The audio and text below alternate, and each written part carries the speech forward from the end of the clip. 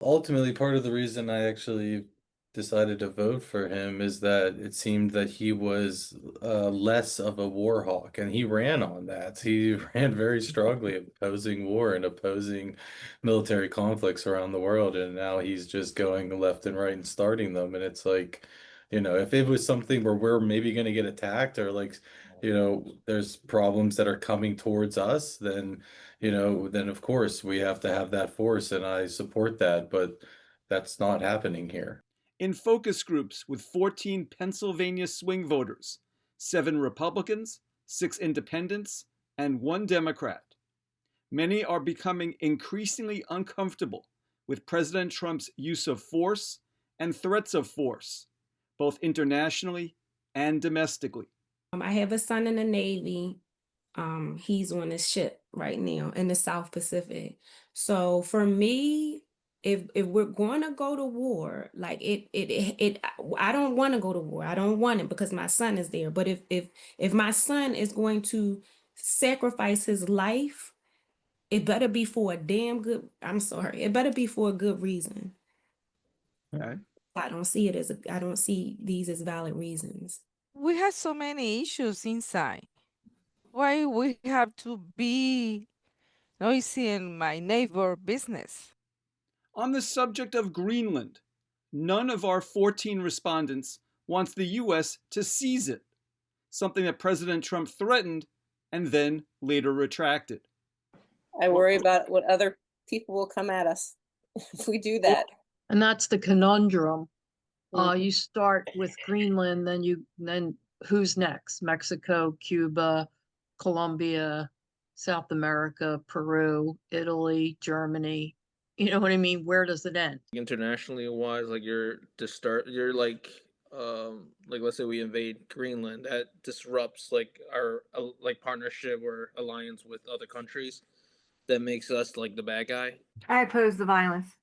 NATO's going to kick us out so fast and empty our military bases, and that's going to weaken our strategic military bases all across our allies. I believe that part of the reason that he is doing this is to flex and gauge how his position of power is against the other NATO countries or against Russia or against the other powers.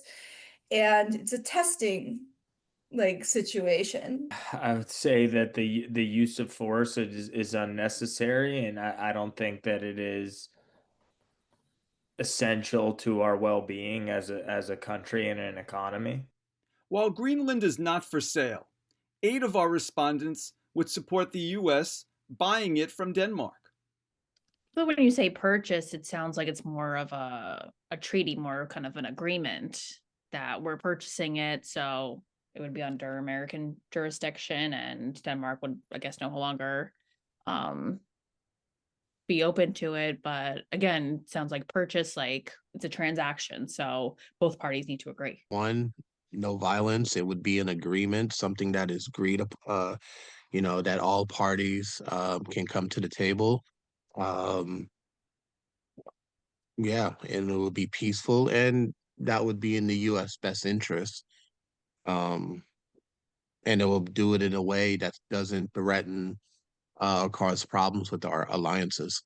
If it's for sale, why not buy it? Because the shipping lanes that are going to be opening up, it's defense to prevent China and Russia from gaining more foothold, and obviously the resources. We showed a text exchange from January 18th between the Prime Minister of Norway and President Trump. Respondents had a visceral reaction to President Trump's reply, which you see here on screen. I mean, almost always he just sounds so ridiculous, and the fact that he said that he's done more for NATO than any other person is just wild. I mean, just the way he thinks of himself, and it's just insane that he's worried about the Nobel Peace Prize, and holding that against them is just so childish, and it's embarrassing that that's our president. I think he's the first part, the Nobel Prize. I don't think he's very serious about it. I think this is classic Trump trolling. So I think people get worried about, something like that. This is, the man's going to be 80 this year. This is how he deals with people. He's not going to change. So as for, again, he makes a point, which is smart strategically and for many other reasons. Not only do we need Greenland, but the world would be a much safer place if we were there as opposed to Russia and China.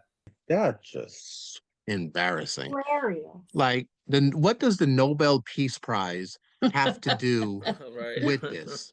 Like, that alone just shows that this is like a personal vendetta because he didn't receive an award. Like, that's embarrassing. It is quite arrogant, but that's the nature of the beast. That's his persona, to be arrogant.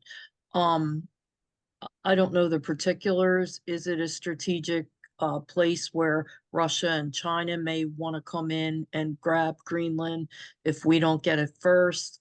9 of the 14 respondents supported removing Maduro from power in Venezuela. 2 opposed it, and 3 said they didn't know enough to have an opinion either way. Those who supported removing him said this: Venezuela is my neighbor. And before it was beautiful and rich country, after Chavez, it was another Cuba. So when it's enough, it's like a cancer. You need to remove that from the Americas because they were friend of our enemies. So you need to remove that bad apple. I like the fact that basically they had an arrest warrant. They went down there. They didn't kill him. As far as I know, nobody was killed in this action. And they brought him back, and he's going to face justice in American court. Okay. How many of you heard that? How many of you heard that no one was killed? When you say no one was killed, you mean among Americans or among Venezuelans, John? My understanding is Americans. Okay. Did you hear whether any Venezuelans were killed? I couldn't answer. I'm not sure. It was one lady. Okay. I heard that. How many of you heard that way more than one person was killed? Anybody? Nobody heard that. Okay.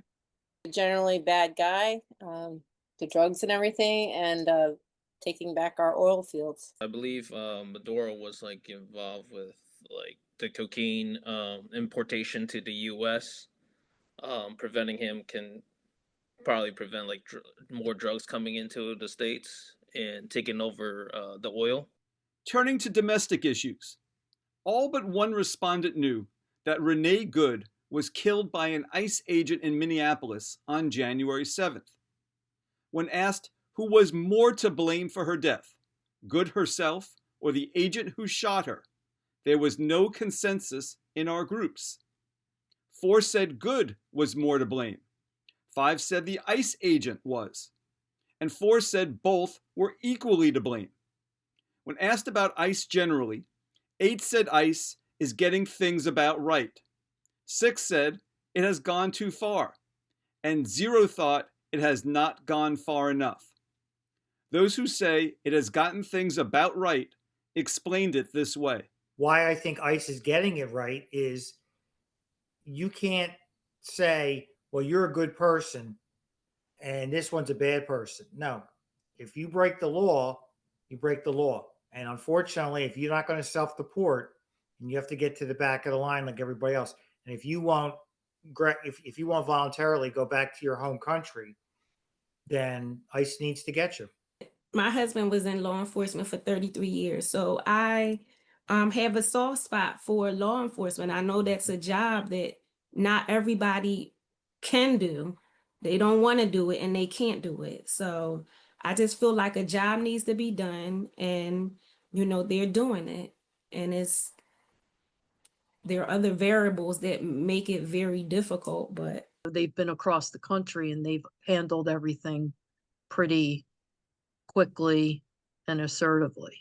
Those who believe ICE has gone too far said this. Well, I think I showed that I'm pretty ignorant in the news and some of this stuff, but if it was going as it should be and towing the line and things were going along nicely, it wouldn't be in the news like this. I feel like the amount of violence involved is a little too much. More often than not, these people are desperate And they, I don't think they should be necessarily anyone can come in, but I believe the amount of force and violence has been too extreme. I'm not quite sure of the credentials of ICE agents. And a few people mentioned the violence. I think that may be because of improper training. I just don't, it seems like we didn't have ICE and then we had all force of ICE. So I think maybe better training, like if they were ex-police officers, military. I'm not sure where these guys came from. And a few of the things I look at, I just think they seem unprofessional. Half of our respondents agreed with the statement that they like what President Trump is doing, but they don't like how he's doing it. So I pushed them. Why does it matter what the president's means are if they're happy with the ends? Makes people that believed him look like assholes. Oh, okay. So it's a reflection upon you as a voter who voted for him in 24. Yeah. Just overall, I vote for him for that reason, that he gets things done, but the manner in which he does it, I think, has a great impact. Although, policies and things shape our country and are important, I think the manner in which he does it creates a climate of negativity at times, which I dislike. Well, I feel that I have to live the consequences of how he has gone about things towards people who don't agree with me, people that I meet in the streets, people at work. And it's just I am not as confrontational of a person, so I can't embody his style.